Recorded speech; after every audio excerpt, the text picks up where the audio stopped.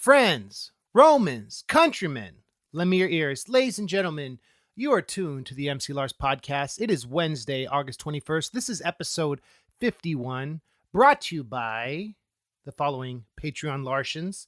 Want to shout out the new ones: Andrew Kessel Run, yes, that's his name, Gabriel, and the literate Juggalo, aka Josh.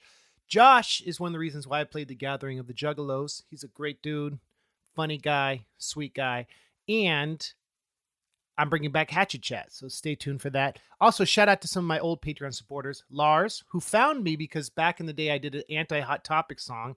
Then Hot Topic licensed one of my shirts to show that they were down with my rebellion. And because I wanted to destroy the system from within, I licensed the logo. Lars saw the MC Lars shirt at Hot Topic and then was like, "Who's that?" And he became a fan. He's been to all of my North Carolina shows. Bo Lewis is one of my supporters. Shout out to Bo. I went to college with him. And he's a great rapper, great dude. And I want to shout out the third old supporter, Zintno. I don't know how to pronounce it, but it's Z-T-Y-N-Z-O. Zintzo. Thank you all very much. If you want to hear my entire archive of Patreon songs, you can sign up for as little as $2 a song. I drop 2 songs a month. That's only $4 a month to get all my new songs. I'm doing some songs about the Marvel Cinematic Universe, all sorts of flavor. So check that out. The Patreon keeps me going. I'll never have ads on the podcast, but everything's there. And if you do join the Patreon, you get to be one of the featured Larsians every week on the podcast. You get to call in, tell an MC Lars story. I play your message at the end of the podcast, and you get a free shirt. But that's only available to the Patreon Larsians. So that's what's up. Let's get into it. This week we got Matt Saincome, who is a very cool dude. Like, I feel like he and I could be friends. He's an awesome guy. Someone tagged us both on Twitter, and I asked him if he'd be on the podcast. He created a very popular site called The Hard Times, which is essentially like a funnier, better Onion, which is more topical and more modern. I don't know how to describe it, but this Hard Times is hilarious. My friend Andy, who runs Toxic Toast Theater down in Long Beach, who put out some of my albums on vinyl, told me about The Hard Times, and I started following them, and they are hilarious. Their headlines are awesome. Here's some of my favorite headlines of theirs. New kid in scene, not sure which merch table to aimlessly stand by. That's very funny because, as those of you know, sometimes when you're doing merch, people just hang out at merch because they feel awkward. And that's fine. I'm happy to talk to you for 4 hours about your favorite Pokemon characters. But if you want to go watch the show, I won't be mad. So that's a funny article. Online activist blissfully unaware everyone unfollowed him years ago. Matt and I talk about how people on Twitter like to get into fights and sometimes it alienates friends. So that's a funny headline. Here's another one. Haunted punk house, terrifying for a whole other slew of reasons. And the picture has like a dirty sink and like a dirty room. Very funny. And this is another funny one. Banned down to last 9,994 copies of new record. Because they only sold 6. Get it? I love it because it highlights the futility of being an independent band, being in a punk band, but also celebrates the like intrepid energy it takes to survive in the culture. And Matt and I get into all this stuff like super deep. He started a new site called The Hard Drive, which is gaming articles, funny gaming articles. But we talk about how he started The Hard Times, how he was a writer for the SF Weekly, which shout out to SF Weekly. That was the first press I ever got, was an article in that when I was still in college. And Matt wrote for that. He grew up out in Danville. And a lot of you probably know I grew up in the Oakland Hills until I was in middle school. And then my parents moved down to the Central Coast. But I have a lot of memories of the music industry, the music scene. Wouldn't say industry, maybe industry, the music scene in the Bay Area as a kid. He talks about his band Zero Progress, where he played this comedy character called the Champ, or the Champion of Hardcore, who would basically talk mess about other bands, and he'd be like a hardcore punk rock singer who was also a wrestler, and how that got him into trouble, but how Zero Progress was one of his first musical projects. And I love how he talks about how, I don't know if you notice this, a lot of people these days feel like if they're awesome at something, they deserve success. They deserve an audience, you know? And I think as social media has proven, unless you're unrelentless and just go out there and do it, no one's going to care that you're like an amazing rapper or piano player, right? All the people who are successful are people who have buttressed their content with amazing video and audio and putting stuff out, which the Hard Times is an example of. Like he says something like, they didn't ask to be a publication. They were a publication in spite of everything. I love that quote. We also talk about the corporate choking of social media and how word of mouth is like different now than it was a few years ago, and how like Facebook has created a bottleneck where you have to monetize to build your audience. And after the interview, we hung out and we watched, waited for my wife, Ashley, to come pick me up after the interview. And we watched UFC, and Matt kind of explained a lot about that, which I didn't know much about MMA and everything. So he's a cool guy. What else did I want to say? Oh, the Hard Times is promoting a Misfits Rancid show at the Oakland Arena, aka the Oracle Arena, on September 11th. So we talk about that. And I wanted to end talking about how Ian MacKaye both inspired both of us. He just reached out, emailed Ian to do an interview, and they did an interview, and Ian was like, I'll do an interview if it's not a comedy one. And then he followed up and sent him a postcard. And I had a similar experience when I sampled Waiting Room for Robot Kills for No Logo. I just emailed info@discordrecords.com, and Ian wrote me back. I sent him the album, sent him a 27th Street comic book, and Ian sent me a postcard. So he's, shout out to Ian MacKaye, creating something despite of everything. Like, it's cool to have a similar experience with that. We're going to end the episode with No Logo because that's the song that sampled Fugazi. That's what's up. Check out Matt's new site, OutVoice.com. It's like a platform that helps writers get paid for their articles. And he talks about how that's becoming more of his focus these days. So let's get right into it. This is my interview with Matt Saincome. Matt, thank you for your time. You're an awesome guy. And I love the Hard Times. It's an amazing site. Okay, here we go.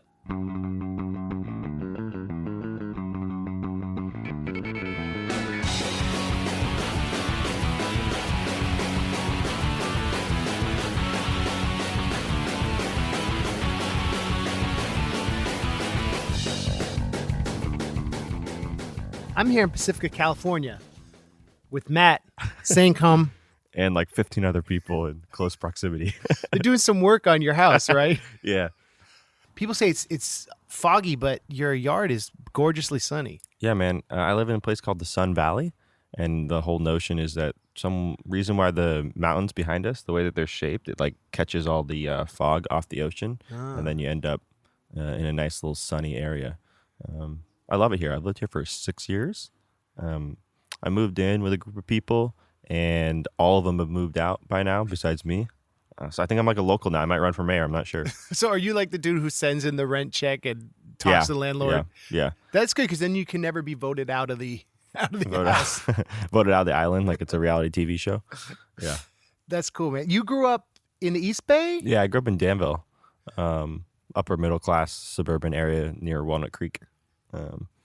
Yeah, I grew up in Danville, and there was actually a really cool punk scene there for a second when I was like probably a senior in high school, and right after I went off to college. We had a couple bands all together who would play shows in garages, and there was a venue called The Grange. That was a little bit before my time. But yeah, we had a lot of fun like building up our own little weird suburban punk scene there.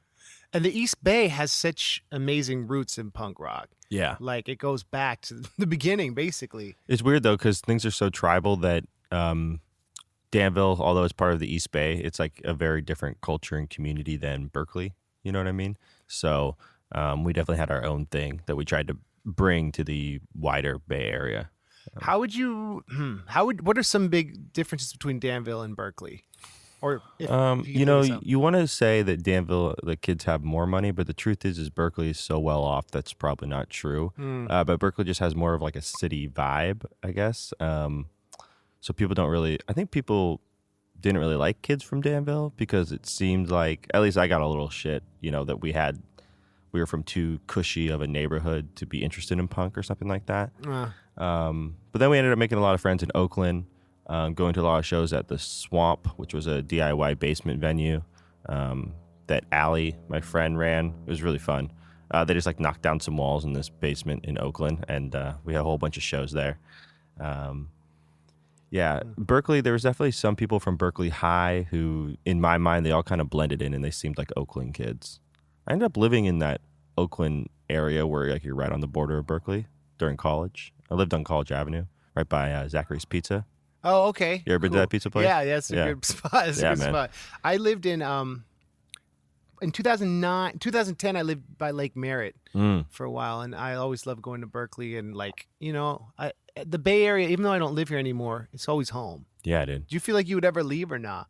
No. Yeah. I had a girl try to ask me to leave with her one time, and I was like, can't do it. I'm like Charlie from Always Sunny. He's never left Philadelphia. I'm like, nah. But whenever I went on tour, we did a couple U.S. tours, and it's like, I think the Bay Area is the best place. I agree. So I don't want to leave. Yeah. You know what I mean? And what's cool about Pacifica is that it almost feels like you're up in Humboldt or somewhere like far away in California. It's beautiful, but it's not as noisy and hectic as San It's Francisco. extremely quiet. And that's Yeah. really, really nice. If I work a lot, and I feel like I can really just like relax. When it comes to night here, it's like there's no noise. Wow. Like if your neighbor coughs, you can like hear him through the walls. You know what I mean? And it's kind of weird, but it's kind of nice and relaxing. And right behind me here, I don't have any neighbors behind me. It's just a mountain, right? So Yeah. I go hiking whenever I want. All that sort of like, I'm kind of into that nature stuff. I feel like it grounds you a bit. I It's agree. much different than living like 5 stories up in a noisy city, Yeah. that sort of stuff. So yeah, I like Pacifica a lot. I feel lucky to live here. And that's the cool thing about being a writer. You can live anywhere and running a website, right? Well, yeah, if you make money, yeah. Yeah, I guess so. I'm lucky. This used to be my grandmother's house. So I have family connections that allow me to live in Pacifica, because I believe, even though this house it was built in 1955, so it's a little rundown. It's like worth like over $1 million, I think. Wow. And I couldn't afford that, so I'm lucky. That's awesome. But things are going well, right? You're diversifying with the hard times. Yeah. Thank you. You gave me a copy of the upcoming book. Yeah, you're the first person to get one. I am fortunate. Thank you. Thank Yeah. you, Matt. Talk to me about what gave you the idea to do a book and like the process of putting it together. Yeah, so I mean, as soon as we started Hard Times, we had a whole bunch of ideas. Once you have an audience that builds up like that, where it's like, oh shit, all of a sudden 3 million people are engaged with you like on a regular basis, you start thinking, what other creative things can we do? And we'd always thought that books would be good. I believe very early on, back when my older brother was still helping the website, him, Bill Conway, my co-founder, and I were all talking about what sort of books would be good. And we kind of came across this notion of a retrospective. I think books like American Hardcore really played a big role in my life. It taught me a lot about the music that I enjoyed. And so we kind of wanted to do like a scene look back history book. So in this new Hard Times book, we have articles from the 70s, 80s, 90s, and we say that Hard Times existed all throughout, and I've been reporting on it throughout all The of first time. 40 years on the cover. First 40 years of punk and hardcore. So, it was really, really fun, and it came together very naturally. Normally, when you go and pitch a book, you have to like get an agent, and you have to like go meet with a whole bunch of people on, I forget what street it is. There's a street in New York that's like a publishing street. Yeah. And but this one, there's just a woman named Kate. I don't want to mispronounce her last name. Napolitano. I don't know. It's a fucking super Italian name, I guess. Is that Italian? Sounds Italian. Yeah. Right? Yeah. It's like too Italian to pronounce.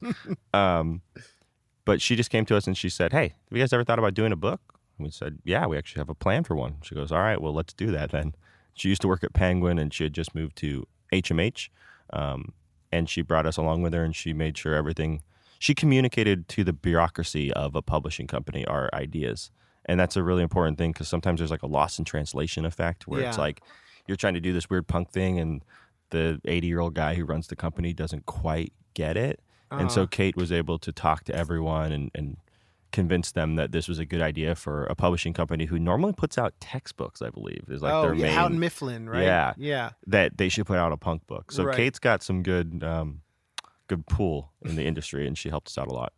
So it's new articles. It's not stuff from the site, or is it? So there's half new articles. The first half of the book, maybe a little bit more, is new articles along with storyline points all about the history of our website and company. Okay. And then the back half are our favorites from the website. Ah, cool. So if you have a favorite article from Hard Times, it might be in there. But Yeah. also, if you just thumb through it, you're going to find something new. So that was the idea, was best of both worlds. That's cool, man. I cannot wait to read this. Yeah. It's pretty dope. It's also like, it's like kind of a coffee table book. Like you can just like throw it down and then pick it up whenever you want and read one page and have a good laugh. And then, you know what I mean? That's awesome. Yeah. So what was, from start to finish, from the conception to holding it in your hand, like what was the total time? 6 months ago.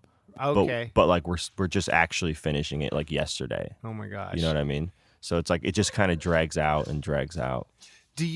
So had you known it was going to be this much work, would you maybe have had a second thought? I would have asked for more money. Is what I would have done. Because I thought, oh, hey, well, half of the book is already done because it's going to be like best of articles. Yeah. And we know how to write articles, so it won't be like this huge thing. You know what I mean? And then it just kind of became, you got to argue about what the cover looks like, and you have to argue about this and that, and maybe not argue, collaborate.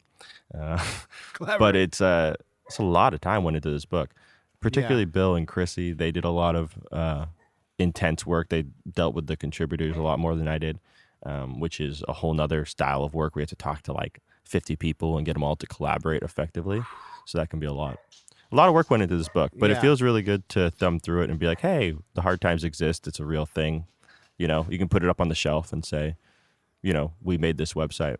Sometimes it's like with the website, there's so many people who read it, but it feels a little bit like, because it's just like online. It's like how much is like a YouTube view worth? It feels kind of fake. And interesting. This book, because we put it out through these people, it's like you're going to be able to walk into any Barnes and Nobles, if those still exist, bookstore anywhere, and you're going to be able to just get this book. That's cool.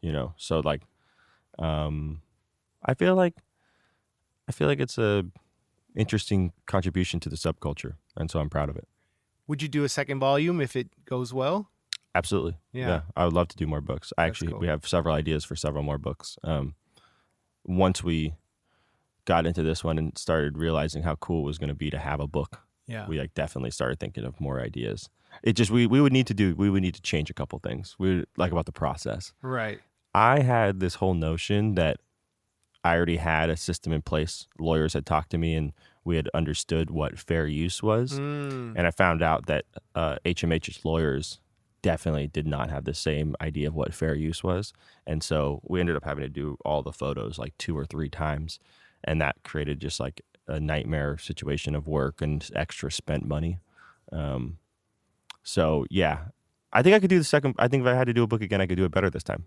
That's cool. Yeah. You know that translation to print media. Yeah. More. Yeah, I hadn't done that before. So fair use being that if it's a photo that is like a parody, it works differently online than in print, or what's like an example? That's a very interesting. I would argue it's the same, but HMH didn't think so. Yeah, I mean, fair use is a complicated thing because fair use is only an excuse out of copyright infringement. It's a defense. You're saying I did infringe your copyright, but it's fair use. Okay. And usually if you transform an image, so if you take like 5 different images and you jam them all into one thing so that you put like Joey Ramone in a spacesuit or whatever, right. It doesn't actually matter who took the photo of Joey Ramone's face if you put him in outer space and you completely change all the information around it. Right. But for whatever reason, their legal team thought that it still did matter who took the picture of Joey Ramone's face, even if it was one part of a new composite image that's been transformed and include 15 new images. Right. And so we ended up having to go back and track down every single photo. and getting a permission or having and getting a permission or redoing it. Because you can't take a new photo of Joey Ramone yourself. Yeah, it was a fucking nightmare. It wouldn't work out well. Yeah, so, maybe like looking back on it, do a second book. Maybe I'll do illustrations or something like that. Cool. You know what I mean? But one of the things that's so fun about your website is the pictures are always like surprising and they look like real. You know what I mean? Like, yeah, that's the guy in charge of that. His name is Chris, and he played in a band called Mindset. That was one of my favorite bands. Oh, wow. And he got involved in the website super early on. He was the guy who said we should make an Instagram. Hey. And yeah, he does a really good job, especially considering the resources we give him. The Onion and other companies like that, they have like an art team with they have a green screen and they're like using body doubles, so they go and they pose it in a suit and then they just change the head and stuff like that. Oh, wow. And ours is all composite off of Shutterstock and all that sort of stuff. So That's awesome. I think Hard Times performs. It's kind of like you put like a remote control car in like a professional race car race, and then we came in like third. And people are like, "Whoa, that's a pretty good performance for that budget." Yeah. Well, that's right, and that's what I love about your company and the website is that creating something from nothing, that whole punk rock ethos, and it's this intersection of things that hasn't really existed. And as people lose faith in institutions and with the death of Mad Magazine and everything, it has this place in the culture that was like when I discovered it.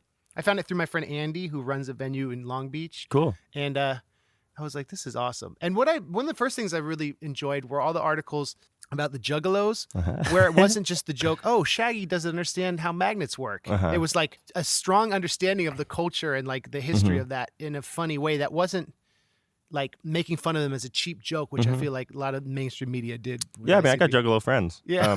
I think I'm glad you noticed that, because that's one of the main things that we try to do is we try to be the website that can make subcultural jokes, but with a little bit of knowledge behind them and not be too afraid that not everyone's going to get it,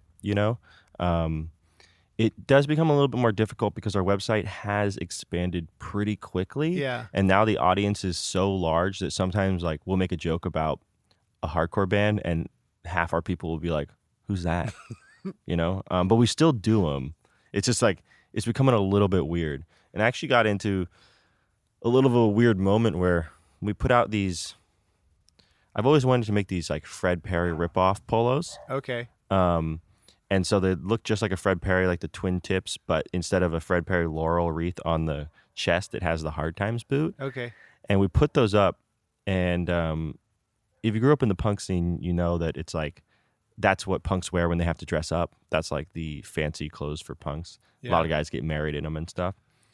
And immediately I started getting comments being like, that's a Proud Boys shirt.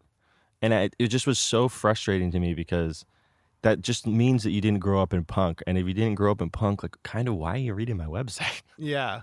Like, who are you? It's like, you're freaking me out. And then I was like, I commented and I was like, that only makes sense if you don't know anything about punk. And then the person commented back, I really don't know anything about punk. And I was like, all right, well. So you're educating these people. Yeah, it's just weird though, right? Because it's like when I started this thing, I thought only 10 or 15 of my punk friends would like it. Now it's just too big at this point. So I guess some of the things that we do get lost on some percentage of the audience. Whenever we mention things, you can see part of our audience go to it because even like Bill and I have a new podcast, and he said something on the podcast like, "Oh, follow Matt on Instagram," and I was like, "Why is he saying that?" Because it's like we don't normally do that on our podcast. Yeah.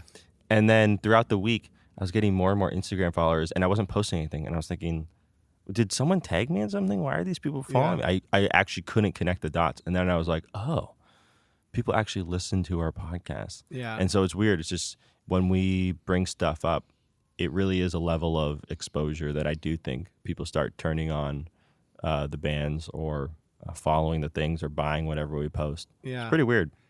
You become a tastemaker. Yeah, a little bit. And that's an interesting question. It's an interesting balance to be the underdog, making fun of people while growing. I guess. Yeah. Do you think about it consciously, or do you just kind of do your, like, how do you? Well, it's a little weird, right? Because now, when we started, it's, I used to have a punk zine that was kind of almost the same thing as Hard Times. It was just, comedy. Yeah. It wasn't quite news comedy articles yet, but it was just comedy. And it's weird to think that it used to be me going to shows at Gilman and then doing joke reviews of them. And, 30 people would read it. And now it's almost Hard Times has become bigger than some of the things that it covers. And that's a little bizarre. Oh. A lot of other satire publications, they have something that they have a format that they're satirizing, like a magazine or an institution. So like The Onion has like the New York Times, like Reductress has like those glossy magazines at the checkout stand. Mm. What is Hard Times satirizing at this point? We're like one of the bigger punk institutions out there. Yeah, right. You know right, what I mean? Right. Yeah. Like there is no punk magazine that much bigger than us that we're actually satirizing the format. Yeah, like what? Not alternative press. That's the scene right. thing. It's different different crowd. Yeah, that's interesting. So we've become. Well, it's like maximum rock and roll had it still existed, maybe, or Yeah, but or does it still we exist? even when it did exist, I think it exists online now. Yeah. But even then, the amount of people that read Hard Times is way bigger than the amount of people who read Maximum Rock and Roll. Totally, yeah. So it's became and also we didn't like fit that format. If we made like a print zine that looked like Maximum Rock and Roll as a satire, that'd be really funny. Right. But we didn't do that. So we just like did our own weird little thing. Yeah, yeah. So it's kind of bizarre. That is bizarre. Yeah. But that's exciting, right? Yeah. Like to go from you. I imagine you played in bands and you toured, right? Yeah. Back in the day. Do you miss those years? Would you ever want to tour again? And yeah, sometimes. yeah, We put on a couple of shows now. This is like kind of getting into that point of the growth is like some of the most amazing bands that had these like gigantic impacts on my life. When they come to town now, they want Hard Times to book the show. that's dope. And I think about when I was younger and I was playing in bands and I couldn't get on any cool shows. And now if I was in a band, how I could play with all the people who I always admired. So I definitely miss it sometimes. I played in a couple of bands in high school that like went on tour. We did a couple of U.S. tours, went to Canada. I never got to Europe or Australia, which I wanted to do. And then when I was older, I played in another band with some guys from like Ceremony and Loma Prieta, and they were like, they had like good connections or whatever. People like respected them. So like I think our first show was with the Cro-Mags, which awesome. is like, I remember hating those bands growing up.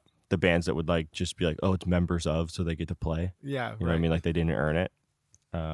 But now I kind of wish that I had another members of band. I'm too busy. Yeah. I tried to start one again. I'm too busy. I do too much stuff. But you're in a place of curation. You filled this gap that the world needs, and it's interesting. It's a very generous way of putting it. Thank you. Yeah, no, I don't know how much the world needs it. The world certainly wants it. Yeah. It's like sugar or something, right? Yeah. Yeah. Well, that was like growing up in California, I always felt like punk rock on the West Coast is different than the East Coast for sure. Uh-huh. And later in life, I became straight edge and I learned more about that stuff. And like, I learned a lot how like, I read, what's the book called? Give Me Something Better. Have you heard of that book? It's like an oral history of East Bay punk. And it was interesting to read about how, I guess in punk everywhere, there was a lot of like debauchery and a lot of heroin and like thinking of that time and what a lot of those people ended up doing. And so it's this question like, what do you do as a punk rocker growing up, right? Like humor is always important. You know what I mean?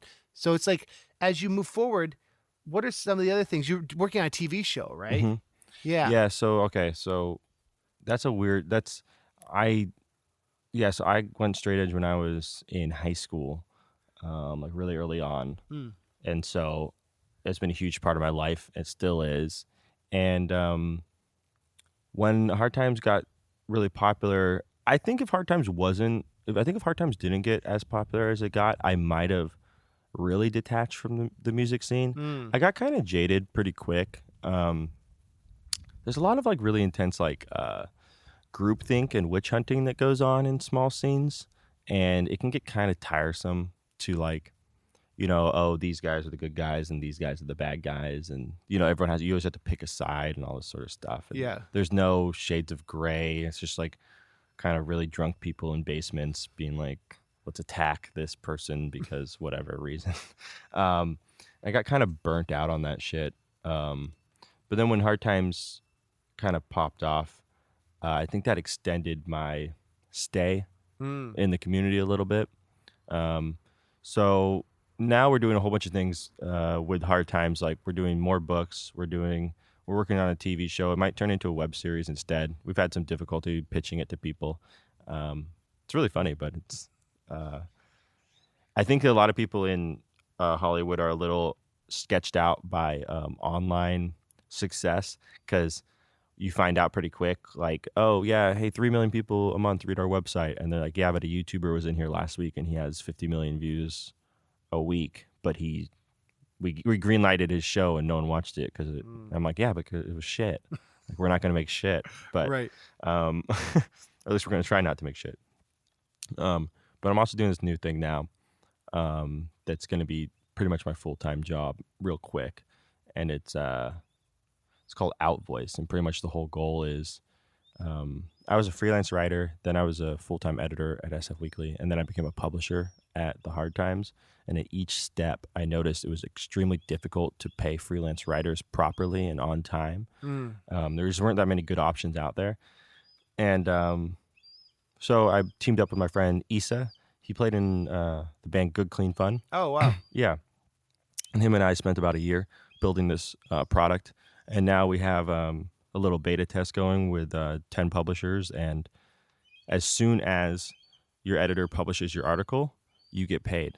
It's the same click of a button. So it's publish and pay instead of just publish. And so it switches up the freelance writing situation in a really positive way. I'm really excited to dedicate more time to it. We actually just raised a little bit of money. And so that's going to be my day-to-day thing. Cool. And I'm going to still be in charge of editorial at Hard Times, but I'm going to do a little bit less of right now at Hard Times, like if you order a t-shirt, I'm the guy who ships it out. Oh, wow. You know what I mean? Right. So I'm going to do a little bit less of all that stuff. That's amazing. Yeah.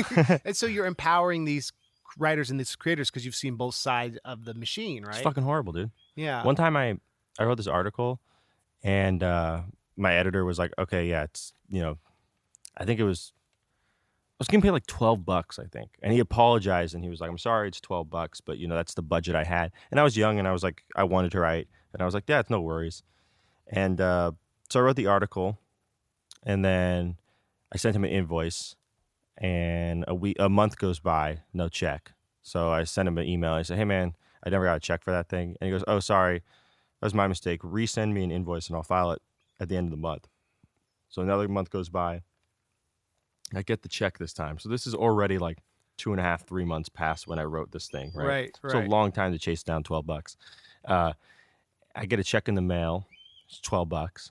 I go to the bank and I put it in the ATM to cash it. It says, okay, cool or whatever. A week goes by and I notice it. They had filled the check out improperly. And so it like bounced. It wasn't because of the amount of money in the account. It was just like they wrote the wrong numbers or something like that. And, or I think technically they might have signed it in a way that went through some of the bottom numbers, which I didn't know was a problem on checks, but I guess the it can account be. numbers. Yeah. And so I got a $35 reversal fee. And I just remember thinking like, Jesus Christ, this is, when I go out to eat with my friends and we want to split the bill, like we don't send each other a check. We got Venmo and PayPal and all these sort of things. And this company's, it took them 3.5, 4 months to cost me $35. That was their system. And I thought it was just because everyone like hated or disrespected freelancers, right? And then once I became an editor, I realized these editors are overworked. They don't have time to deal with this shit. And then once I became a publisher, I realized there was no real good options. There was no like snap your finger, flip of a switch, we'll take care of your freelance accounting for you. Yeah. So I was like, I have to fix this problem. So I spent a lot of time doing that, and now that's what I'm going to do. That's dope. So now it's getting people to adopt it as a way to hire people. Yeah. That's cool. We got some good stuff coming up in that regard too, but we're just getting going. Good job, Matt. Yeah. That's awesome. It's interesting that it's this question of, so you went to SF State, right? Yeah. So people decide like, okay, am I going to be a content creator or am I going to go work for a company and like do something more steady? Like sometimes people do a combination of both. But if there's no financial security in that, same with like being a musician, like why would you do it? Well, for the community, for the exposure, for the creative reasons. And like, it's important to institute ways to have people feel compensated because otherwise the culture won't continue and people don't make cool things. I almost quit being a writer. Really? Right before I started Hard Times. Wow. I was freelance writing full time, and in main part because of the fucking invoicing nightmares, but also I just didn't have enough developed connections. I just wasn't getting enough work, and I was going broke. And people kept telling me I was a really great writer. My editors would tell me that, and like my professors and stuff. And I remember thinking to myself, what the fuck is the point of being a really great writer if I can't pay my bills? Yeah. I'm not talking about like an expensive lifestyle. Like I'm not gonna be able to eat. So why would I care I'm a good writer? And I had like $800 left or something like that. Not to sound super dramatic, because I'm sure if I went to my mom and I was like, I don't have enough money for food, I'm sure she'd feed me.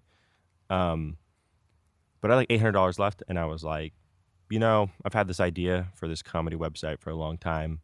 I'm going to kind of go all in on this thing. I'm just going to launch it, and I'm going to do it professionally. I'm not going to do like WordPress.thehardtimes.com. I'm not going to do I'm going to have a designer design a graphic and a website, and I'm going to make it look good, and I'm going to put everything I have into it. I sank everything I had into it, and it just immediately took off.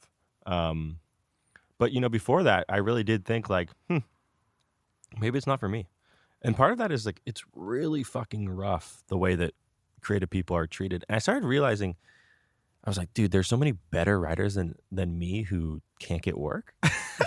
Oh God. People who I've seen their writing, I've seen their first drafts and stuff, and I worked alongside them. I'm like, that person's really, really talented and experienced, and they can't get work. So what am I going to bring to the table? Do you know what I mean? Yeah. Yeah. Dark days sometimes. The entrepreneurialism, you saved yourself and then you gave yourself a voice. And I mean, you help disseminate and amplify your voice. Yeah, man, I love entrepreneurship. That's what I always have loved about DIY culture and punk is that you create because you have to, because it fulfills something deeper than just the monetization. And then sometimes certain people are fortunate that they get to make their living off of it. And I've been lucky to do the MC Lars for 16 years, and it's incredible. The music industry's changed so much, but finding platforms and creating opportunities and not giving up on myself. And I've never made $1 million, but I've always gotten, when I wake up, I'm like, I get to do exactly what I want. Huge. And that's a huge thing. Dream come true. Okay, so there's this whole thing about, I don't know if you relate to this, but there's this huge attitude. I think it's common amongst people my age. And you're mid-20s? I'm 28. Okay. Which is what do I deserve? Or I'm not getting what I deserve, or I've been shorted or slighted somehow. Yeah. And I really can't relate to that. Wow. Because I realized I have never been promoted. And there have been many people who have given me a leg up and opportunities and stuff. But when it really comes down to it, making your own stuff and proving it has always been the route that worked for me. No one said, hey, Matt, what if I give you some money to create your punk comedy website?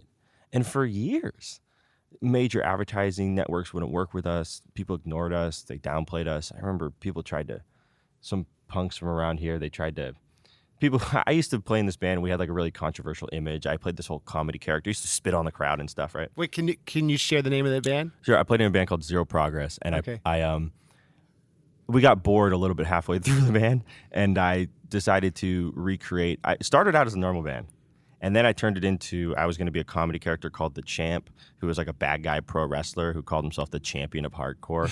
And I would cut wrestling style promos on individual members of the audience. And sometimes this would go over like gangbusters. The crowd would love it. It was a mix between brutal hardcore punk and stand-up comedy where everyone was laughing and then hugging each other and then moshing and having a great time. And then other times, maybe just lack of my skill of consistency or something, the crowd would turn on us and chase us out of these venues. Right. There'd be fights. It was so when we first started Hard Times, I remember there was some people who were that guy spit on my friend in New Jersey or whatever, on tour, and they would try to get people to block Hard Times and stuff like that. Ugh. But pretty much what I'm saying is that's the witch hunting thing you're talking about. I get pretty sick of that. Yeah. Pretty much the thing that I'm saying is that you have to do your own shit. And you have to be undeniable repeatedly, consistently for a long amount of time, because it doesn't matter what you deserve, or it doesn't matter if you are the right person for the job. People usually just don't give up stuff. They don't give jobs out. You have to make your own shit. Even with the TV show stuff, it's our TV show is never going to happen unless we force it to happen. Right. We're going to have to create a web series, and it's going to have to be immensely popular. And then we're going to have to go to these people. Because otherwise, you're coming into the negotiation saying, hey, I'm this really talented writer. I really want to do this thing. Here's my pilot. And there's a million people like that. Right.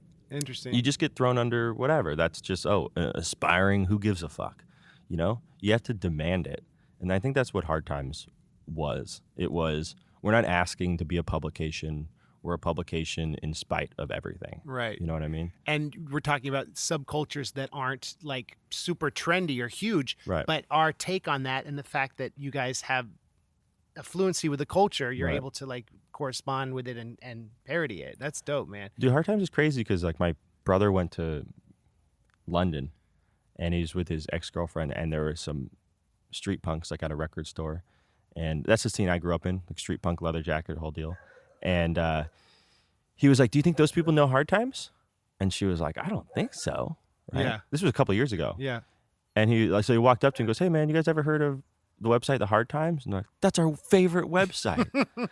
And that's pretty incredible Yeah. to like get on a plane and fly and then meet someone who's heard of this thing that you created in your bedroom. Right. Actually, that happened to me. I went to Japan, and so I went to Japan. That's probably like a 12-hour flight. Right. And then I got on a bullet train for like an hour and then a bus for an hour. And I went to this weird, smaller city to go watch some Japanese deathmatch wrestling. And there was one other white guy in the audience, and he was on the other side of the arena from me. And during the break, he came up and he said, "Hey, man, he's like visiting Japan," because I can tell you probably don't speak Japanese. No one here can talk to you. And he started asking me what I did, and I said, "Oh man, I run a comedy company called The Hard Times." And he was like, "I love Hard Times." And I just remember being like, dude, I'm a long way from home for someone to know this little shit that we started. Right. And that was a really weird feeling. That wasn't fed to him through Viacom or No. it was just Word of mouth. word of mouth. That's cool. Dude, word of mouth used to be really, really powerful on social media. I think it's a little bit less now. Interesting. I don't think we could start Hard Times the same way nowadays. Because when we started Hard Times, if you made a good joke, Facebook would show it to like 2 million people. Now they'll show it to like 100,000. They've definitely decided to choke that organic reach. Yeah. And you have to pay if you really want to get your message out there. And that's a lot different. So I think it's be probably a lot harder to start today. I think about that as a musician, that all the competition now starting now would be very hard. Yeah. You know what I mean? But people do it, and it's really YouTube and Spotify. But there's so much. The gatekeepers want you to monetize, especially Facebook, to get it seen. It was like, hey, build your audience on Facebook, and then it was like, now you have to pay us to communicate to that audience, It's like which is evil. a big evil turnaround, man. Like, it's so weird. We'll have, I think, like 350 or something like that, 1,000 people like us on Facebook, and we'll put out an article. Not all of our articles are top notch, but we'll put out a top notch one, and you'll see like 2,000 or 3,000 people share it, which means they like really relate to it. You share it. Wow. They'll show it to like, and then you look at the reach, it's like 80,000. It's like, so you didn't even show this to all of our people, even though obviously our people love it. Right. It's very weird. The whole, those like 2,000 or 3,000 shares, those used to relate to like 2 million organic reach. Yeah. That was how Hard Times started. That's how those kids in London knew about it. Sure. And people in Japan was just their punk friends. The scene, just people would share it, and it got spread around organically. We didn't have a marketing budget. We literally had $800. That's You know what I mean? amazing. It's so amazing. So Wow. we owe it all to Facebook's generosity at first. Right. But now we're under their thumb a little bit more than I'd like to be. Well, it's creating this infrastructure that then doesn't rely on these major media companies if you have the ideas and the team. Yeah. And everyone's monetized and their time is valued, you know? I Yeah. mean, do you hope to, like, will you see yourself always working with Hard Times and being part of it? And, like, would you always want it to be part of your life? I think so. Yeah. I played a pretty critical role in it for me to leave it. Yeah. My co-founder, Bill Conway, is capable of running it himself. He runs most of the editorial. So like we'll have a meeting and we'll decide which headlines, and then he really does just take care of it. And I've been focusing on the business and advertising side for quite a bit. But I feel like the voice of Hard Times is a combination of my voice and his voice. And if I were to leave, I think it might do better, but it'd be different. So I think I'll always be involved. I don't know how involved. Like, I think so. I've been doing Hard Times full time, day to day for, I don't know, 3 or 4 years. And I think this will probably be the first year where I don't consider that my full time day to day. Coming up with OutVoice, that will be my day to day. And then Hard Times will be the thing I do like on the weekend. I'll help guide it along and make sure I contribute to it. But yeah, it'd be pretty weird if Hard Times was just out there just doing stuff that I had nothing to do with. That would be pretty weird for me. But It would feel weird, right? yeah. Yeah. Hard Drive is a little bit like that. Our video game vertical. Yeah. That was something that as soon as we became popular with Hard Times, I started thinking about other things that I really enjoyed and that I'd want to do. Okay. Video games was like punk and video games were like that was my whole shit. Right. And so I really wanted to make a video game version of it. There was also some crude business shit where I looked at like the advertising spend in the video game world has gone up every year for 10 years. Yes, it's I much know. much bigger than music spend. And so I thought that'd be a really good way to expand out. But nowadays there's plenty of articles that go up on hard drive that I have nothing to do with. So I like that though. Yeah. Jeremy Kapowicz is in charge of it and he's immensely talented and I trust him. So he can just do a good job with it. That's cool. It is a little weird though. Yeah. To be involved in, like that was like something that I wanted to exist. I picked out the team members and shit, and now they kind of operate, and I'm a little removed. Feels a little weird. But if you were like, I'm not feeling that article, they wouldn't print it, huh? They trust. You know, I try not to do that sort of stuff. Yeah. Okay. Yeah. You trust them. Yeah, I trust them. I think that's an important thing between a writer and an editor, or between an editor and a publisher, is to say you're in this job because we trust you, and if you make a mistake, you'll be able to figure out your own mistakes and that sort of stuff. If they come to me for guidance, I'll give it to them. But I try not to interject too much. Give them enough creative freedom. They feel ownership over it, and that's when people really contribute their best creative efforts. So now you're a boss, you're a content creator, you're an entrepreneur. Does music still can you still go to a show and just love being there and forget about everything? Or is it hard to like detach and think about think of funny things about the scene, or, is it hard to just have that pure love of music still? Or I write headlines every time I go to a show. Okay. Right. I definitely still go to concerts and shows, which I guess I consider two different things. And I am sometimes, I guess I saw like Liam Gallagher, I think, at the Masonic. And I was in the audience and I was just thinking about, it really is kind of like a beautiful gift for someone to come and perform for you. Yeah. Like it's really kind of like magical. I remember just sitting there being like, this is incredible. These guys are so talented and they came all the way here just to play for us. It was like kind of a corny moment. But I can still get wrapped up in it.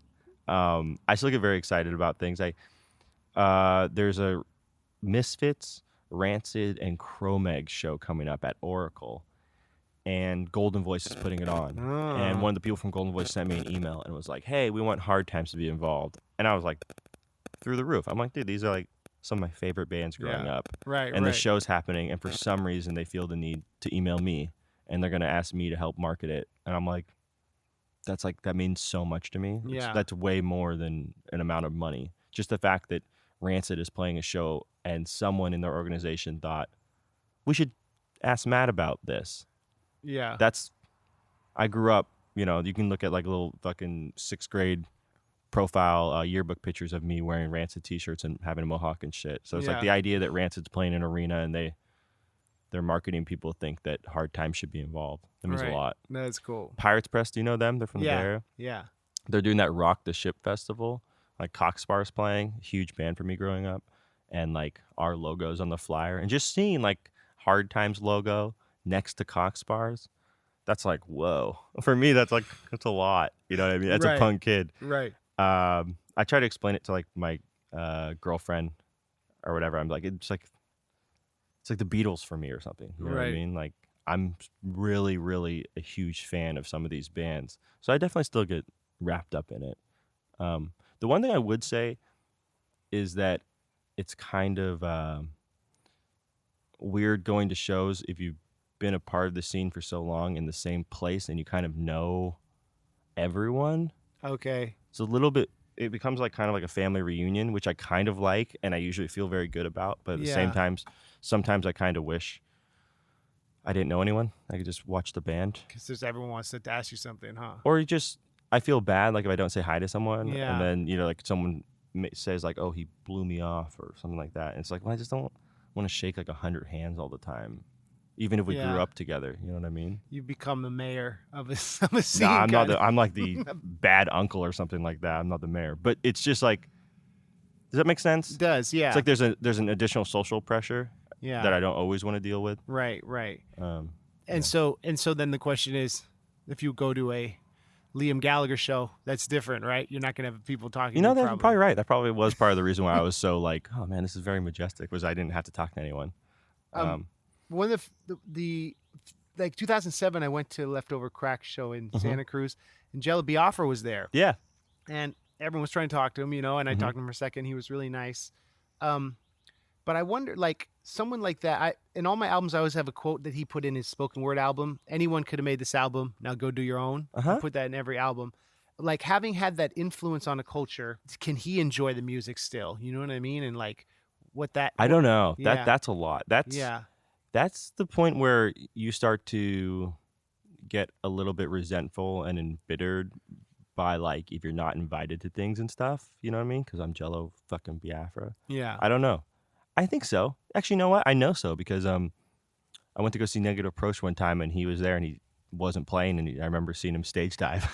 That's amazing. Yeah, so he still has a good dive. Yeah. I do think that it's probably rough just to be a known person in the punk scene. I know that his so we did the article about him as like it's like airline passenger wins free Jello Biafra spoken word event or something like that, right. just because they were sitting next to him. And then he was on a plane once, and his bassist was with him and took out a phone and took a picture and put it on Instagram with that caption.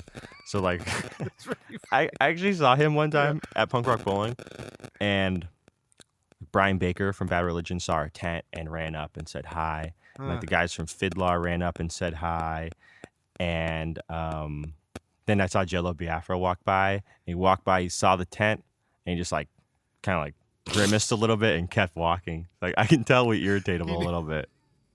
So you're supposed to, but that's what you're supposed to do, right? Yeah. Irritate the older. Part of the thing was we were supposed to like poke fun at the golden cows, you know what I mean? Right. Like, of punk. And I think we do a pretty good job of that. But I also think that we've started to kind of transition a little bit from just making fun of the golden. I think golden cow is the right word. Yeah. Golden cows of punk, and we started to instead just be the punk scene making fun of the golden cows of like society at large, a little bit bigger targets. You know what I mean? Yeah. Which is, I think, a little bit more comfortable for us because it was always a little weird to talk about. Well, we really enjoy the guy and the band. We just, our job is to make jokes. You know what I mean? Right. Right. Have you ever had any contact with Ian MacKaye? Is he a fan? Yeah. I don't think he's a fan. Ian MacKaye, when I was in college, I hit up info@discordrecords.com and I said, hey, can I interview Ian? And like 10 minutes later, he got back to me. He's like, yep, just call me anytime. And I interviewed him for like 2 hours on the phone for my little punk scene. Wow. Like a thing I was printing like 30 copies of. And all the questions I was asking him were just bullshit, like that he's answered hundreds and hundreds of times. And he was so generous with his time. Yeah. He called me a different day because something popped in his head about it. He sent me a postcard. Wow. And I just remember like being like kind of blown away by his generosity and niceness. And also like his insights. I honestly feel like the conversation I had with him like kind of changed my life. Sounds a little corny to say. That's amazing, man. But he has a lot of really good advice. What are some things you remember that he said? Like he was talking to me. First of all, he kind of helped get me into journalism because I said I wanted to do a comedy interview. And he said, no, I refuse. And so I had to give a real interview. And then once I was doing that interview, I realized I kind of liked doing that. And then that became my job at SF Weekly, was interviewing musicians. Yeah. So he kind of geared me in that way. But he also, in that interview, he talked to me about thinking about things more critically, about defining what is punk and what is hardcore. And he had this thing about how you can't worry so much about what's around the bend of a road. You have to worry about what's right ahead of you and enjoying the work.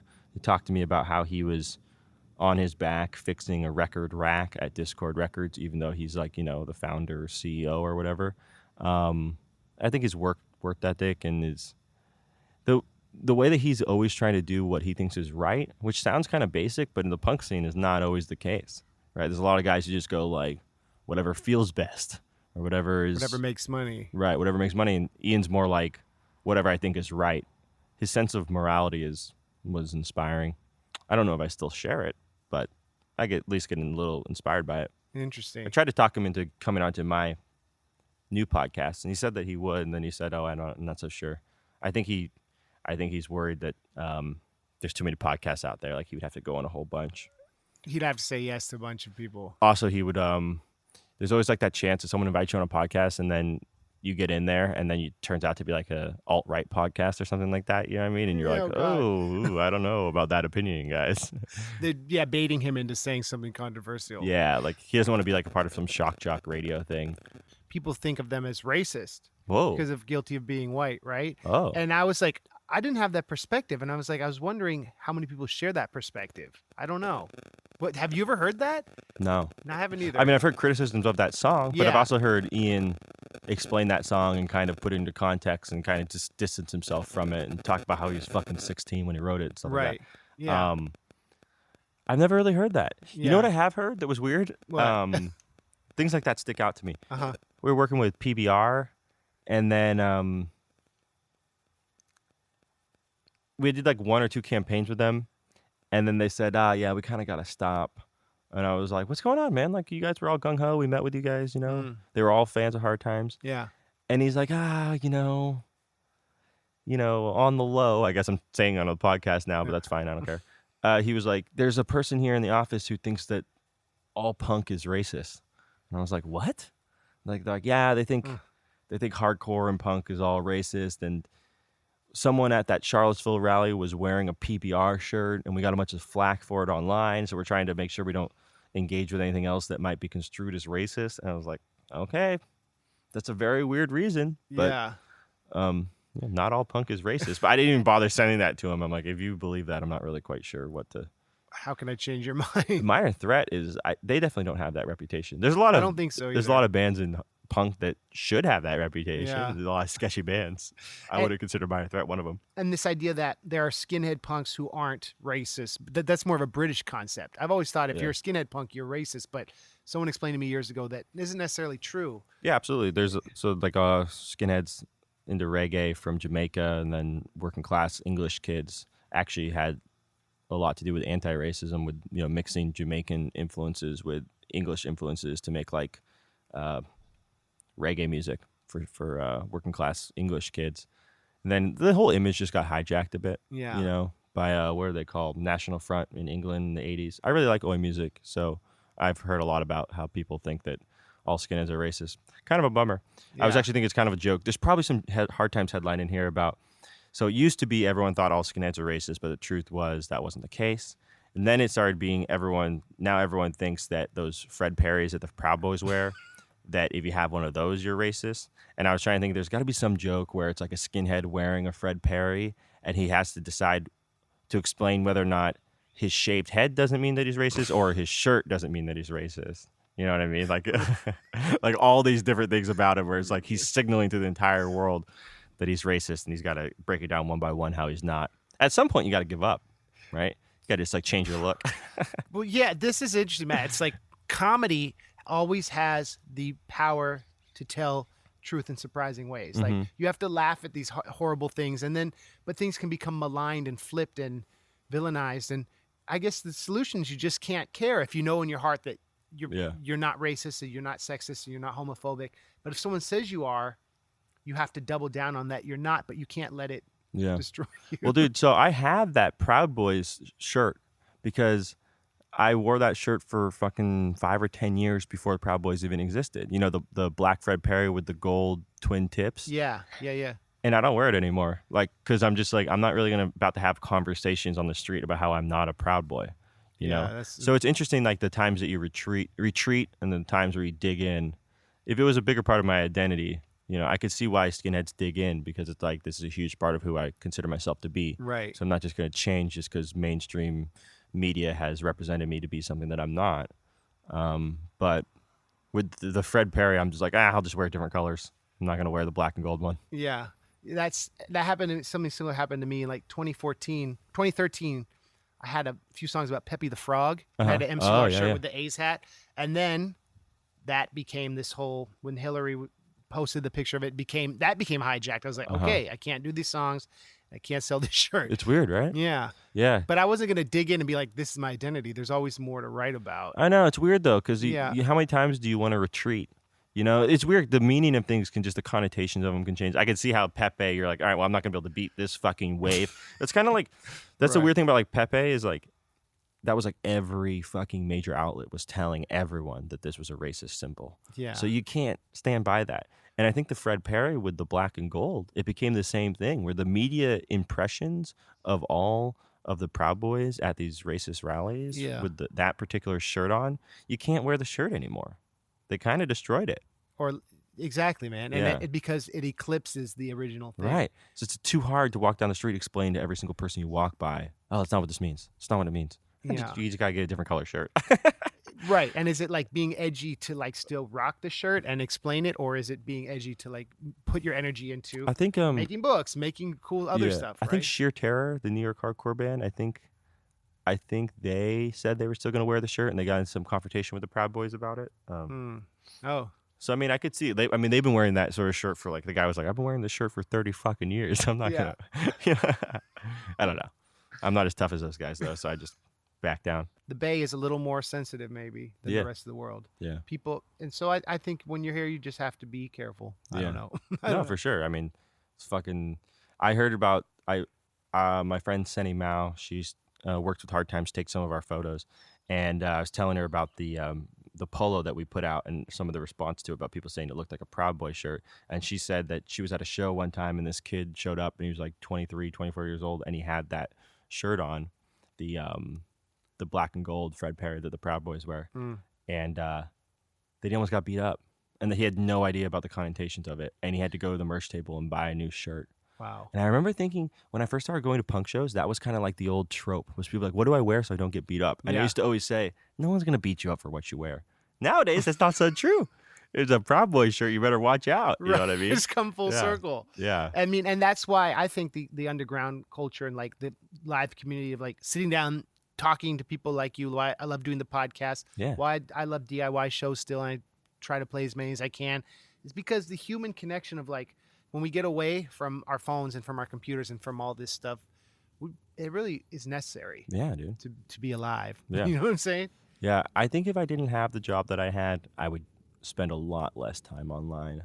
I was trying to think I was trying to think about this. I think, I don't know if you feel the same way. Almost something about Twitter in particular. I feel like it, like, maybe even just the entire way that it's set up just like attracts the worst parts of everyone's personality, where it's like, why am I spitting this information out to all these people? It's like this weird.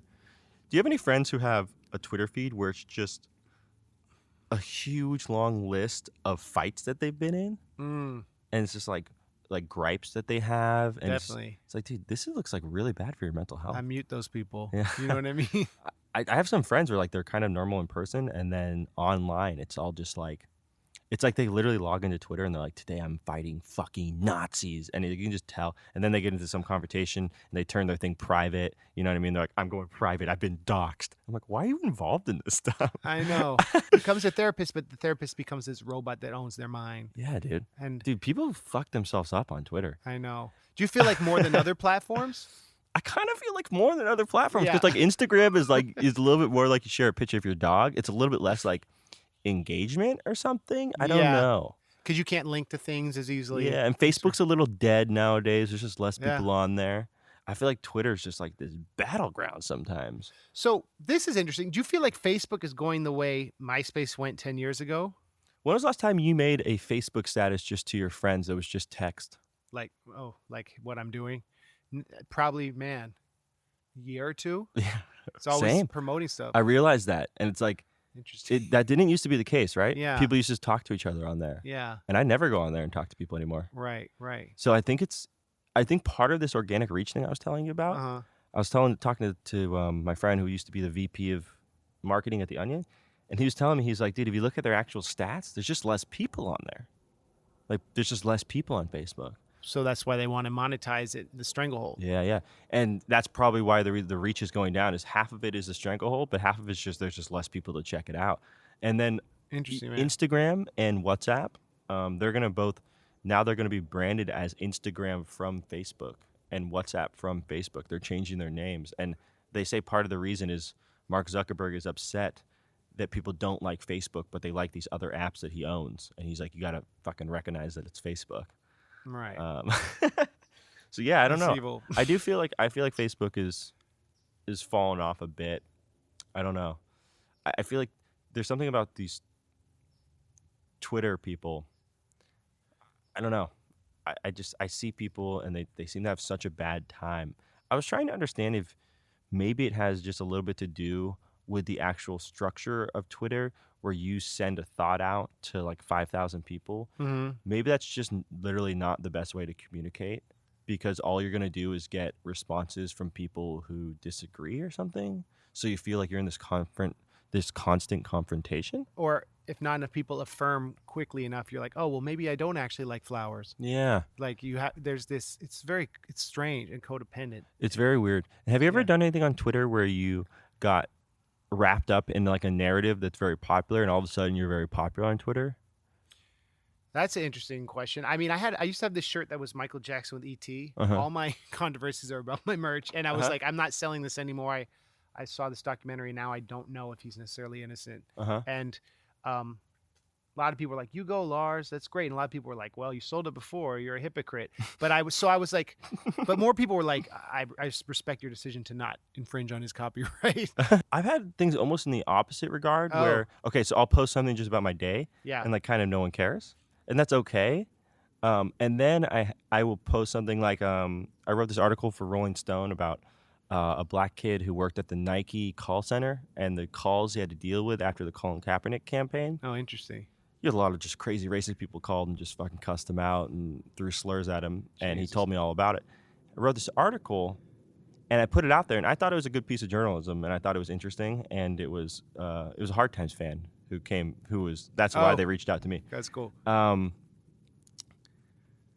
all of a sudden, like really prominent journalists were like retweeting me and praising me, and I had all this attention for like a little hot second because I had filled in a piece of that narrative that everyone is building together. Right. And it's almost like if you're not on that narrative, you're just like out in the wilderness by yourself. So it's like if you contribute a piece of information that proves that Trump is racist or that Trump fans are racist, oh boy, Twitter's can be a very positive place where like all your fucking friends hang out, and you get attacked too. But yeah.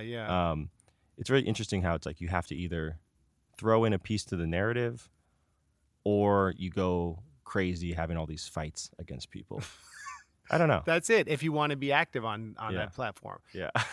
And whereas 10 years ago, you just create content, make music, make whatever it is, and hope that, like, you put out a book, you put out an amazing book, and you hope that it finds an audience.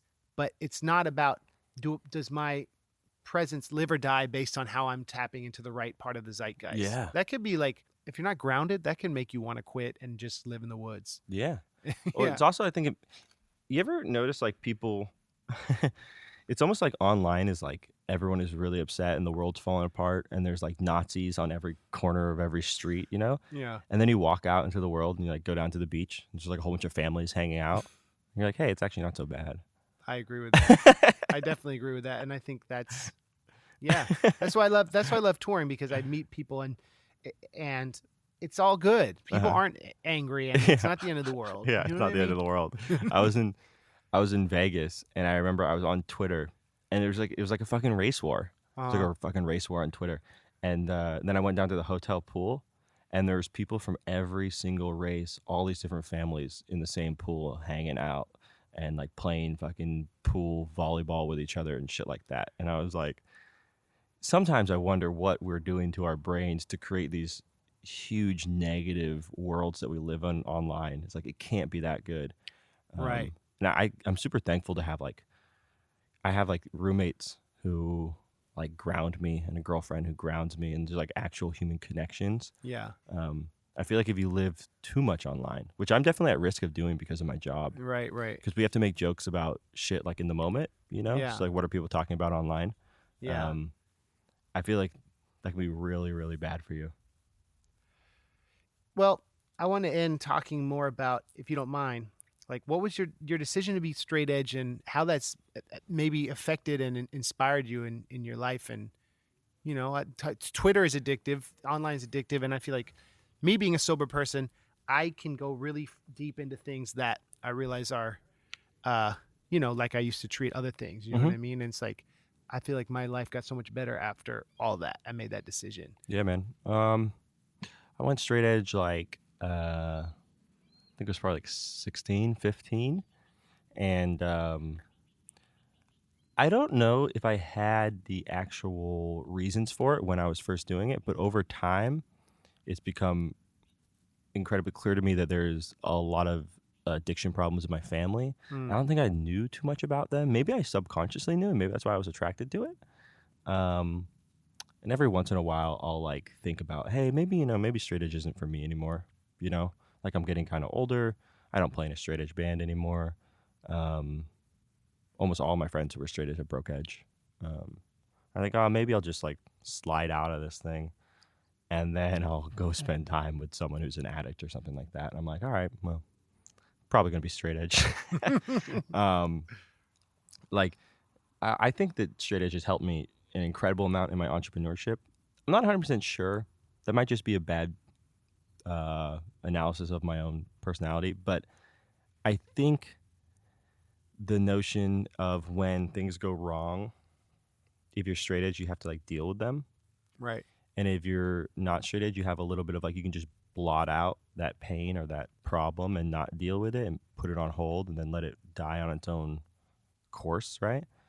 And I think dealing with those problems head on has helped me as an entrepreneur, because entrepreneurship's all about conquering different problems, sometimes really complex problems that seem insurmountable. Like, oh fuck, we're gonna need $100,000 to fix this thing. Like, where are we gonna get $100,000? Like all that sort of. There's a lot of really big problems you have to face head on. Yeah. And I think the straight edge mentality of being like believing in yourself and not needing a crutch and wanting to get this shit done, I think it's been a big help. At the same time, every once in a while I think about the social consequences of it, of like not being able to have a beer with people, because it's like a huge social tradition. You know what I mean? But ultimately it hasn't held me back too much. I like straight edge. I notice in my dating life, the older I get, the more people like it, because it's like when you're younger, it's like you're boring. But then when girls start to turn like 26 or 27 or whatever, they're like fucking sick of skateboarders who are high all the time. You know what I mean? Right. So they're like, especially in California. Exactly. So they're like, oh, I actually enjoy hanging out with Matt because he's not going to be high all the time. Yeah, and he can drive. Yeah. It's a kind of a weird thing where it's like when you're 21, I remember I dated a woman for like 5 years, and then we kind of broke up in part because like I wouldn't go to bars. And she found a guy who would. Right. And that sort of stuff, it starts to fade out the older you get. People stop caring. That's been positive too. I kind of wish I was still in a straight edge band. The last straight edge band I played in was called Pure. Speaking of things that people misconstrued as racist, the fucking dudes in my band who are Mexican all thought that was a good band name, and I was like, dude, I'm the front man, I'm white, I can't play in a band called Pure, and with a white aesthetic. Like they wanted like a white album that said Pure on it. I'm like, dude, I don't really want to, but they were like really dead set on it. And it was a straight edge band. Yeah. And there's also like, do you know there's a connection between like white supremacy and like straight edge? Like certain white supremacist dudes like think like they're gonna keep their body and genes pure by. You were talking about your conversation with Ian Mackay is looking at the road instead of focusing on what's around the corner. For me, straight edge has allowed me to do that better. The thing I notice about people who aren't straight edge though is that they have like, they'll just like have like they're like, oh, I do it in moderation, and then something bad happens in their life and then it's not in moderation at all. So it's like you just have a normal weed habit, and then like your dad dies, and then you're fucking like taking gigantic dab hits like all the time, nonstop. Right. You can't even speak to people. Well, going back to the social media thing, it can become your therapist, and then it becomes this monster that enslaves you. That was actually the one time I got kind of like kind of an unhealthy relationship with social media. Was when my first girlfriend and I, who dated for like 5.5 years, we broke up. I started like posting like a lot of Facebook statuses, and I started to realize it was like, oh, I just need like validation from people because That all would be well. yeah, because I got cheated on. I like was feeling weak, so I'm it's like sorry, man. it's nice to have like 100 people like something you put out if you're feeling like kind of low and insecure. Right. But I think I was lucky enough to catch what I was doing like a year after it happened. I got kind of into social media too much for a while. Yeah. But yeah, because social media can be addicting too. Straight edge people are funny because they always replace it with something. Like I'm into gambling and sex and violence, and you know what I mean. So it's like, right. I don't think it's possible just to like be like a monk. No, that's true. Straight edge people, yeah, but sometimes the things that they invest in end up being like make them super successful. Yeah, and like I'm a workaholic for sure. Yeah, there you go. I work probably fucking 90 hours a week or something. Yeah, that's great. That's good, right? If you're aware of that and you can be like, well, I had a good year. Yeah. That's cool. I'm glad you have a healthy relationship and like all that is like that you were able to get past that pain. Yeah, man. Wow. Straight edge is the best. More people should be straight edge. I also think that a lot of people, it's you ever think about how old are you? 36. Have you ever thought about like 45-year-old, 50-year-old straight edge dudes? There's not that many normal ones. Have you thought about that? Well, there's this book, Infinite Jest, by David Foster Wallace. He talks about the crocodiles, who are the older straight edge guys at the AA meetings with tattoos, and how they're very much not normal. And so when you said that, I thought of that. I always think like I really enjoy straight edge. I like being straight edge. Then I think about like, am I gonna be a fucking weirdo? Yeah, and they really need the community. Yeah, but it's like I don't really. Do you really want to need this community of like 17-year-olds when you're like 50? Well, there's a difference. Don't you think, Matt, there's a difference between sober and straight edge? Maybe? Yeah. But maybe not really. No, there's definitely a difference. But I think like Pat Flynn from Have Heart, he seems to have a very normal life. He's an older straight edge dude. I've hung out with him a couple times. He seems very normal and balanced and healthy. Yeah. He's a teacher. He's got a wife. I think he just had a baby. But it's like, sometimes I look at straight edge dudes when they're older. I'm like, I don't really want to be that. Yeah. So would that maybe you say, well, maybe I'll start drinking at a certain period? Or I don't know. Like 40. You know what I mean? One of the things that was really cool doing, I did Warped Tour before I was straight edge, and then I did 3 summers. The second summer I was finding the sober community there and the meetings and like that community. It was older people who ran it, and that was cool. To see that intersection of like the punk rock community and that world really helping people get through the stuff they were trying to put off by, you know what I mean, not being sober. And like, that was cool. I'd never been in a traveling group of people and found like my crew of people who were there in this intense. What year were you on Warped Tour? I did 2011, 2013, and 2015. Cool. So it was like, that was really interesting to be part of that. You know what I mean? Yeah. And it changed my life, and it made me realize, oh, this is possible, and it makes you stronger. Yeah. You know what I mean? And I don't know. I think that's. I wonder. You guys you have the Hard Times has some funny jokes about like edge bands, and I think that's cool. You can make fun of the scene. We try to make fun of. What we try to do is if we try to find people who represent the actual thing we're making fun of to write the stories. So it's like most of our straight edge jokes are written by straight edgers. You know, it's like making fun of yourself. Vegan jokes by vegans, so that you actually know the intricacies of your own. It's kind of part of the problem of like me and radical ideologies is like my whole job and my natural instincts are to find silly things and poke at them and make them fall apart. And like straight edge is a radical ideology. Yeah, that's so it's true. like all my natural instincts tell me just to make fun of it. But I also believe in it. So I'm kind of a conflicted guy, I suppose. Well, it's like there are Christians who can like make fun of, make jokes about the Bible, but it doesn't change their philosophy. Yeah, for sure. I feel like I don't have that many radical ideologies anymore. I used to I was the type of guy where it's like I wouldn't wear any shirt that had labels on them or like brands. Okay. You know what I mean? And I had a lot of just like anti-capitalistic tendencies and really die-hard extremist straight edge views. And I think now the really my top moral priority is to take care of myself well enough that I can take care of people around me. Yeah. It's like that's actually all those are my only like I will, if you pay me, I will slap any brand on my chest so that I can take care of my writers and my editors. And And that's been kind of a weird transformation for me. It's I interesting. was thinking about it. It's almost like there's like some sort of actual positiveness to self-interest.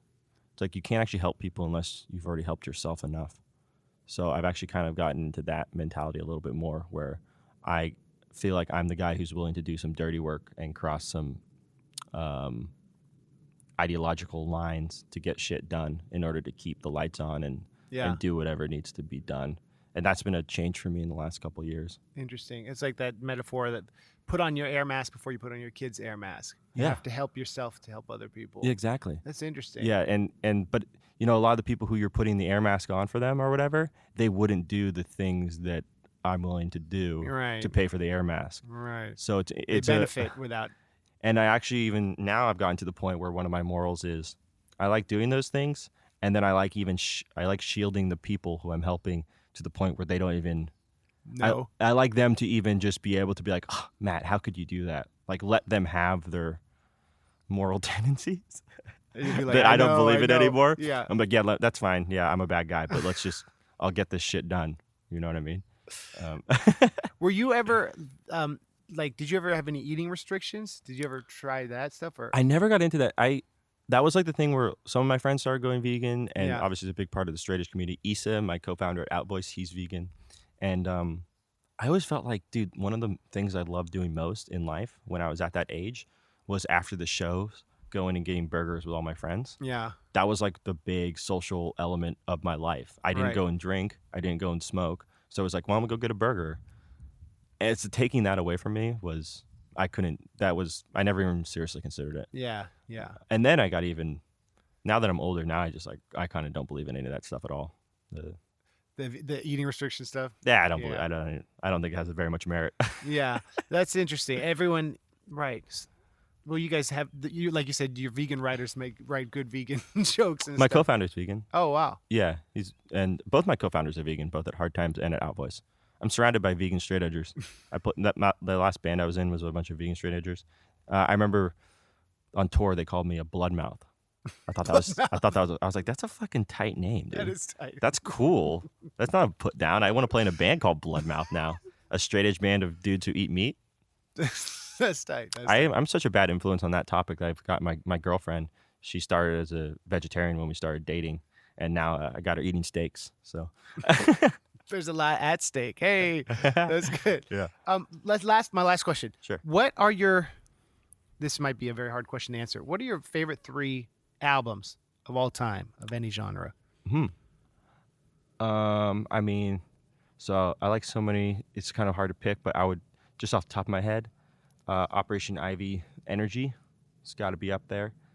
I remember when Jesse, the singer of Operation Ivy, told me he liked Hard Times. It was a big moment for me. I grew up on that band. I learned how to play drums listening to Sound System. Yeah.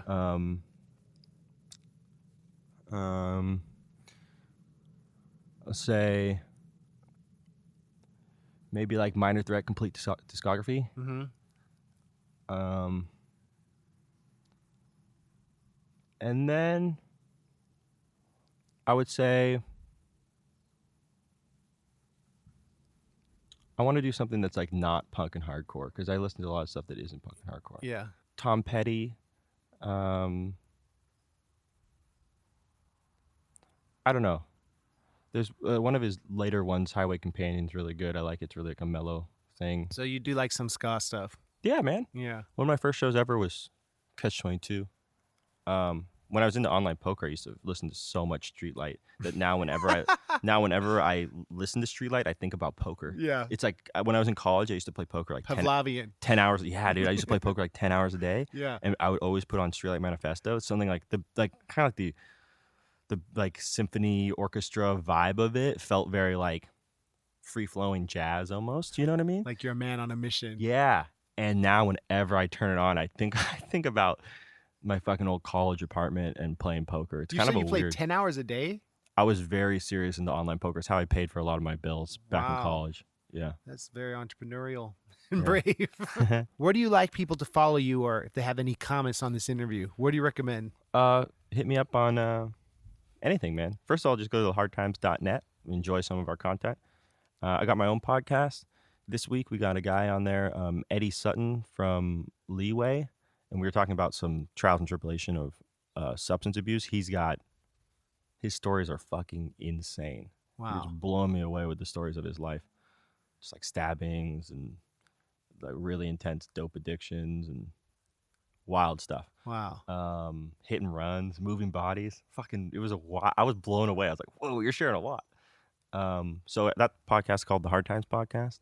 And if you want to talk to me personally, Matt at thehardtimes.net or at Matt Saincome on Twitter or Instagram. Hit me up. I'll say hi. Cool. Yeah. I appreciate you sitting down with me, Matt. I appreciate you Thank coming out to Pacifica. This is cool. Good to meet you, The man. first man to get one of those books. Oh yeah, no. I will keep it on the DL. I'll show my friends. I think you can pre-order it next week. 8/9, I believe. It's called The First 40 Years by The Hard Time. I'll put the pre-order link up when I post it. Hell yeah. That's Perfect. cool. Yeah. Thank you, man. Thank you. Thanks.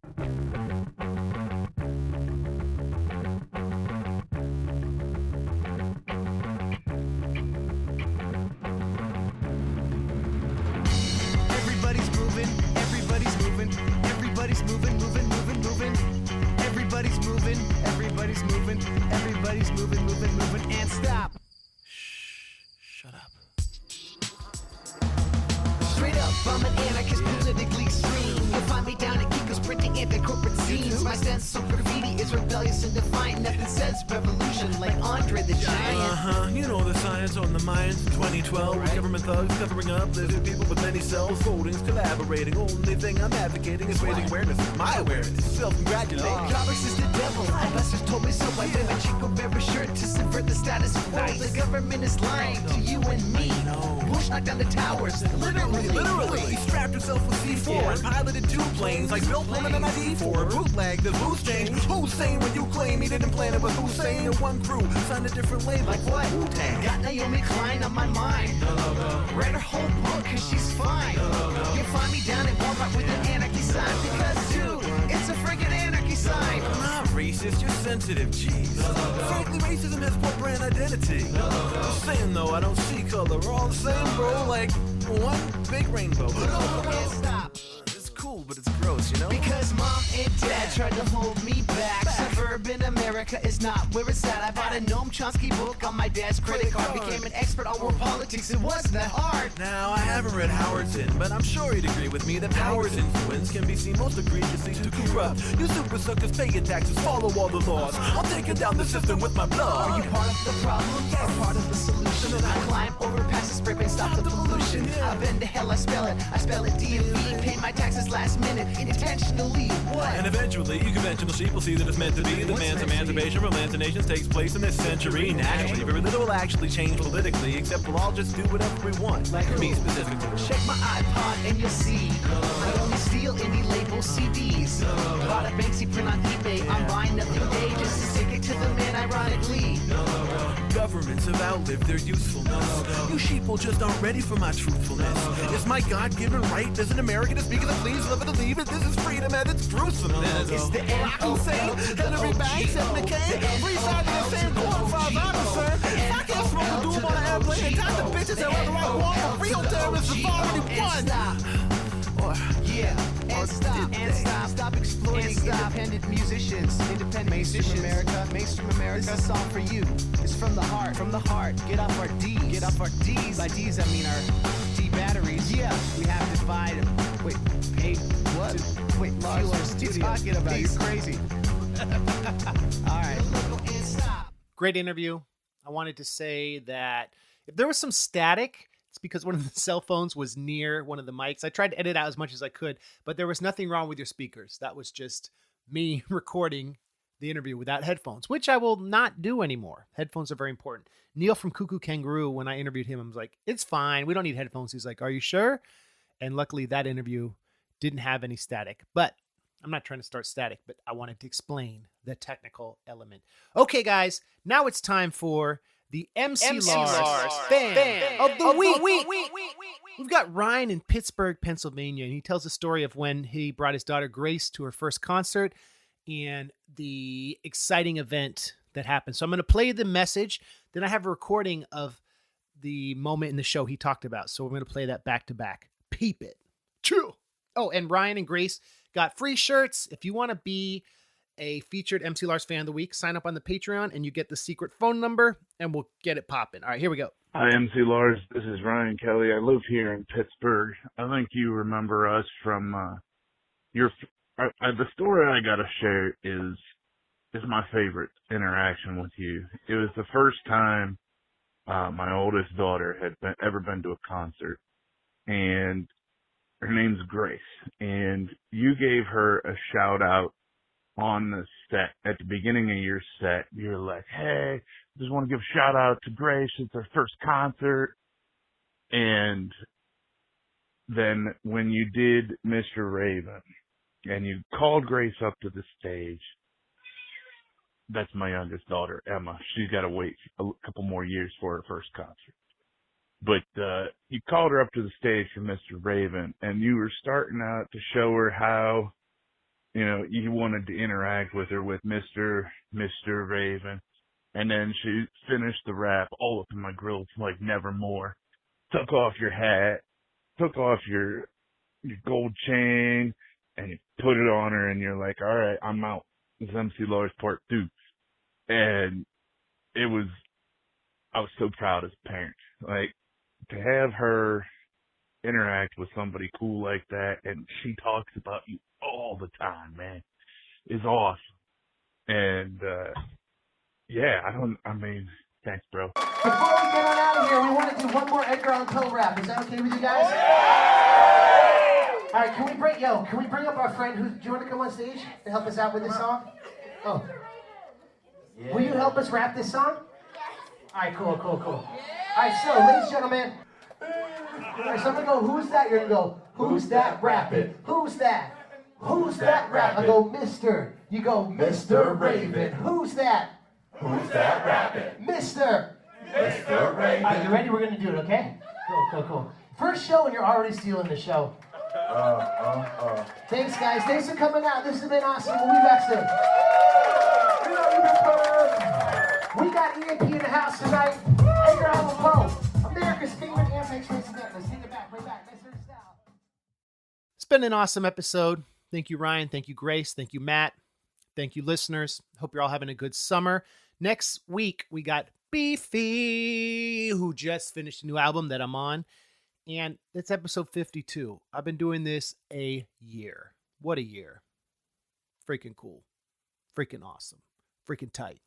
Like a possum. And I rock them when I freestyle at the end. I'm going to do a freestyle and I can't pretend that the show was over, so I came to flow. MC Lars to let everybody know. Oh, nerdcoretour.com for the shows. I'm going with Aquabats and Cuckoo Kangaroo, yo. Then I'm going out with Oakley Dokley because they're really, really cool. And I'm really not joking, G. Fire bars. Watch out, Little Nas X. Shout out to him. He wrote a really nice tweet when Billie Eilish replaced him as the #1 artist. #1 song.